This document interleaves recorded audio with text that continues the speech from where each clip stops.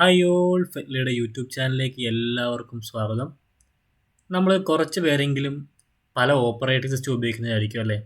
ഇപ്പോൾ വിൻഡോസ് കൂടാതെ തന്നെ ലിനക്സ് ഉപയോഗിക്കുന്നവരായിരിക്കും. അപ്പോൾ നമ്മളിങ്ങനെ ഉപയോഗിക്കാൻ വേണ്ടിയിട്ട് നമുക്ക് മുന്നിൽ പല വഴികളുണ്ട്. ഒന്നെങ്കിൽ വേറെ വേറെ സിസ്റ്റം ഉപയോഗിക്കുക, അല്ലെങ്കിൽ ഡ്യുവൽ ബൂട്ട് ചെയ്യുക, അല്ലെങ്കിൽ വിർച്വലൈസേഷൻ, അതായത് VMware, VirtualBox അങ്ങനെയുള്ള സോഫ്റ്റ്വെയർ ഉപയോഗിച്ച് രണ്ട് ഓപ്പറേറ്റിംഗ് സിസ്റ്റം യൂസ് ചെയ്യുക. അങ്ങനെയുള്ള പല വഴികൾ വഴിയായിരിക്കും നമ്മൾ ഒന്നിൽ കൂടുതൽ ഓപ്പറേറ്റിംഗ് സിസ്റ്റം ഉപയോഗിക്കുന്നത്. പക്ഷേ വിൻഡോസ് ആലോചിച്ചത് ഇതിനെല്ലാം മേലെയുള്ളൊരു വഴിയാണ്. നമുക്കെല്ലാവർക്കും അറിയാം, വിൻഡോസ് 11 വന്നതോടുകൂടെ മൈക്രോസോഫ്റ്റ് പുതിയൊരു ഫീച്ചർ കൊണ്ടുവന്നിരിക്കുകയാണ്.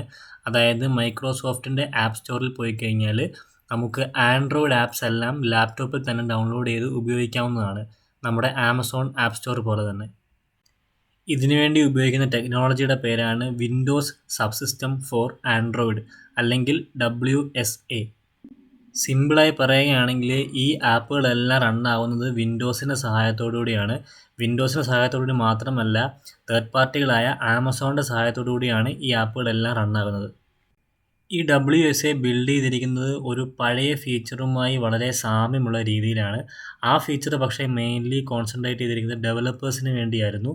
ഓൾസോ അത് എല്ലാ വിൻഡോസ് യൂസേഴ്സിനും അവൈലബിൾ ആയിരുന്നു. ആ ഫീച്ചറിൻ്റെ പേരാണ് വിൻഡോസ് സബ്സിസ്റ്റം ഫോർ ലിനക്സ്, അല്ലെങ്കിൽ WSL.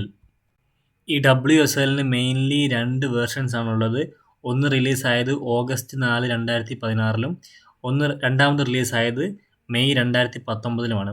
ഇത് രണ്ടും തമ്മിലുള്ള മെയിൻ പ്രധാന വ്യത്യാസം എന്താണെന്ന് വെച്ച് കഴിഞ്ഞാൽ, അവസാനം ഇറങ്ങിയ വേർഷൻ, അതായത് മെയ്യിൽ ഇറങ്ങിയ വേർഷൻ, 2019 ഇറങ്ങിയ വേർഷൻ കുറച്ചും കൂടെ ഫാസ്റ്ററാണ് പഴയ വേർഷനെ വെച്ച് കമ്പയർ ചെയ്യുമ്പോൾ.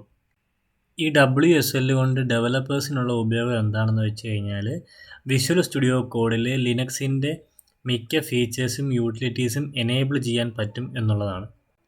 അപ്പോൾ ഇങ്ങനെ ലിനക്സിൻ്റെ സകല ഫീച്ചേഴ്സും കാര്യങ്ങളും യൂസ് ചെയ്യാൻ പറ്റുമെങ്കിൽ ഒരു വിർച്വൽ മെഷീനും WSLും തമ്മിലുള്ള വ്യത്യാസം എന്താണ്? വിർച്വൽ മെഷീൻ്റെ കേസിൽ ഒരു സോഫ്റ്റ്വെയർ ലെയർ ഉണ്ട്. അതായത് നമ്മൾ യൂസ് ചെയ്യുന്ന സിസ്റ്റവും, അതായത് OSും നമ്മൾ ഇൻസ്റ്റാൾ ചെയ്യാൻ പോകുന്ന OSും തമ്മിലൊരു സോഫ്റ്റ്വെയർ ലെയർ ഉണ്ടാവും. എക്സാമ്പിൾ പറയുകയാണെങ്കിൽ, ഇപ്പോൾ ഞാൻ യൂസ് ചെയ്യുന്നത് വിൻഡോസ് ആണെങ്കിൽ എനിക്ക് ഇൻസ്റ്റാൾ ചെയ്യേണ്ടത് ലിനക്സ് ആണെങ്കിൽ, വിർച്വൽ മെഷീൻ ആണെങ്കിൽ ഇതിൻ്റെ രണ്ടിനും നടുവിൽ ഒരു സോഫ്റ്റ്വെയർ ലെയർ ഉണ്ടാവും. പക്ഷേ ഈ WSL എന്ന് പറയുന്നത് മെയിൻ OSൻ്റെ സകല ഫീച്ചേഴ്സും യൂട്ടിലിറ്റീസും യൂസ് ചെയ്യും. അതുകൊണ്ട് തന്നെ ഒരു വിർച്വൽ മെഷീനിൽ യൂസ് ചെയ്യുന്നതിനേക്കാൾ വളരെ ഫാസ്റ്റും എഫിഷ്യൻറ്റുമായിരിക്കും WSL എന്ന് പറയുന്നത്. ഓക്കെ, അപ്പോൾ നമ്മൾ WSL എന്താണെന്ന് കണ്ടു. ഇനി നമുക്കത് എങ്ങനെയാണ് നമ്മുടെ വിൻഡോസ് സിസ്റ്റത്തിലേക്ക് ഇൻസ്റ്റാൾ ചെയ്യുന്നത് എന്ന് നോക്കാം. അപ്പോൾ ഞാനത് ഓൾറെഡി ഇൻസ്റ്റാൾ ചെയ്തിട്ടുണ്ട്. അതുകൊണ്ട് എനിക്ക് പ്രാക്ടിക്കലായിട്ടത് എൻ്റെ സ്റ്റെപ്സ് ചെയ്ത് കാണിക്കാൻ പറ്റില്ല. പകരം ഞാൻ എൻ്റെ സ്ക്രീൻഷോട്ട് കാണിച്ചു തരാം. ഓക്കെ, അപ്പോൾ നമ്മൾ ആദ്യം ചെയ്യേണ്ടത് നമ്മുടെ വിൻഡോസ് പവർ ഷെല്ല് സ്റ്റാർട്ട് ചെയ്യുക എന്നുള്ളതാണ്. വിൻഡോസ് പവർ ഷെല്ല് സ്റ്റാർട്ട് ചെയ്യുമ്പോൾ നിങ്ങൾക്ക് ഇങ്ങനെ ഒരു സ്ക്രീൻ ആയിരിക്കും വരുന്നത്. അപ്പോൾ അതിലേക്ക് ഈ ഒരു കമാൻഡ് കൊടുക്കുക, WSL-install. ഈ ഒരു കമാൻഡ് കൊടുക്കുക. അപ്പോൾ നിങ്ങൾക്ക് അവിടെ കാണാൻ സാധിക്കുന്നത് ഒരു പ്രോംപ്റ്റ് പോലെ വരും. അതായത് Windows subsystem for Linux install ചെയ്യാമോ വേണ്ടയോ എന്ന് ചോദിച്ചൊരു ഇത് വരും. അത് യെസ് കൊടുക്കുക. അപ്പോൾ അടുത്ത സ്ക്രീനിൽ ഇതുപോലെ installing Windows system subsystem for Linux എന്ന് കാണിക്കും. അത് ഇൻസ്റ്റാൾ ആയതിനു ശേഷം ഓട്ടോമാറ്റിക്കായിട്ട് തന്നെ ഉബുണ്ടു ഓൾസോ ഇൻസ്റ്റാൾ ആവുന്നതായിരിക്കും. അതിനുശേഷം നമുക്ക് കാണാം ഉബുണ്ടു ഓൾസോ ഇൻസ്റ്റാൾ ആയിട്ടുണ്ട്. അപ്പോൾ അത് പറയുന്നത് നമ്മുടെ സിസ്റ്റം റീസ്റ്റാർട്ട് ആയി കഴിഞ്ഞാൽ മാത്രമേ നമുക്ക് ഇനി WSL യൂസ് ചെയ്യാൻ പറ്റുള്ളൂ എന്നാണ്. അപ്പോൾ സിസ്റ്റം റീസ്റ്റാർട്ട് ചെയ്യുക. സിസ്റ്റം റീസ്റ്റാർട്ട് ആയതിനു ശേഷം വീണ്ടും നിങ്ങളുടെ പവർ ഷെൽ എടുക്കുക. പവർ ഷെൽ എടുത്തതിന് ശേഷം നമുക്ക് സൈഡിലൊരു ആരോ ബട്ടൺ കാണാൻ സാധിക്കും. അവിടെ പോയിട്ട് നമുക്ക് താഴെ ഉബുണ്ടു സെലക്ട് ചെയ്യാനുള്ള ഒരു ഓപ്ഷൻ ഉണ്ട്. അത് ക്ലിക്ക് ചെയ്യുമ്പോൾ നിങ്ങൾക്ക് എല്ലാം കാണാം. ഇതുപോലെ ഒരു സ്ക്രീൻ ആയിരിക്കും വരുന്നത്. Enter new Unix user name എന്ന് വരും. അപ്പോൾ നിങ്ങൾ പുതുതായിട്ട് എന്ത് യൂസർ നെയിം ആണോ ഉപയോഗിക്കാൻ ആഗ്രഹിക്കുന്നത് അത് കൊടുക്കുക. ഞാനിവിടെ മിസ്റ്റർ റോബോട്ട് എന്നാണ് കൊടുത്തിരിക്കുന്നത്. യൂസർ നെയിം കൊടുത്തതിന് ശേഷം ചോദിക്കുന്നത് നമുക്കറിയാം പാസ്വേഡ് തന്നെയാണ്. അപ്പോൾ നമുക്ക് പുതിയതായിട്ടൊരു പാസ്വേഡ് സെറ്റ് ചെയ്യണം. അപ്പോൾ നിങ്ങൾക്ക് ഇഷ്ടപ്പെട്ടൊരു പാസ്വേഡ് കൊടുക്കുക. അതിനുശേഷം അത് റീടൈപ്പ് ചെയ്യാൻ പറയും. അങ്ങനെ പാസ്വേഡ് ഓൾസോ അപ്ഡേറ്റ് ആയതിനു ശേഷം നമുക്ക് കാണാം ഇൻസ്റ്റാളേഷൻ സക്സസ്ഫുൾ. അപ്പോൾ നമ്മുടെ WSL എല്ലാം ഇൻസ്റ്റാളേഷൻ കഴിഞ്ഞിട്ടുണ്ട്. അപ്പോൾ ഞാനിത് എങ്ങനെയാണ് നമ്മൾ ഫ്രഷ് ആയിട്ട് നമ്മുടെ സിസ്റ്റം സ്റ്റാർട്ട് ചെയ്യുമ്പോൾ എങ്ങനെ WSL എടുക്കാം എന്നാണ് ഇപ്പോൾ കാണിക്കുന്നത്. അപ്പോൾ ഒന്നുമില്ലാതെ ജസ്റ്റ് സെർച്ചിലേക്ക് പോവുക. എന്നിട്ട് വിൻഡോസ് പവർ ഷെൽ എടുക്കുക. ഉണ്ടാവും വിൻഡോസ് പവർ ഷെൽ. എടുത്ത ശേഷം നമുക്ക് ഇവിടെ ഒരു ആരോ ബട്ടൺ കാണാൻ സാധിക്കുന്നുണ്ടല്ലേ, ഈ ആരോ ബട്ടൺ.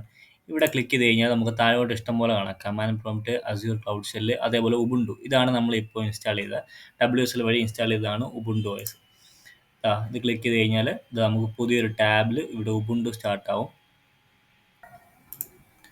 സ്റ്റാർട്ടായി വരാൻ കുറച്ച് താമസം ഉണ്ടാവും. അപ്പോൾ നമുക്ക് കാണാം ലോഡായിട്ടുണ്ട്. ഇതാ കാണാം എൻ്റെ യൂസർ നെയിം @sp എന്നാണ് വരുന്നത്.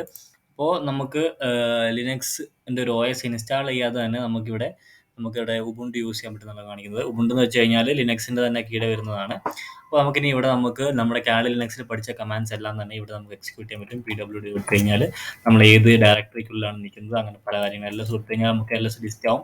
അപ്പോൾ അവിടെ ഫയലൊന്നുമില്ല. Make directory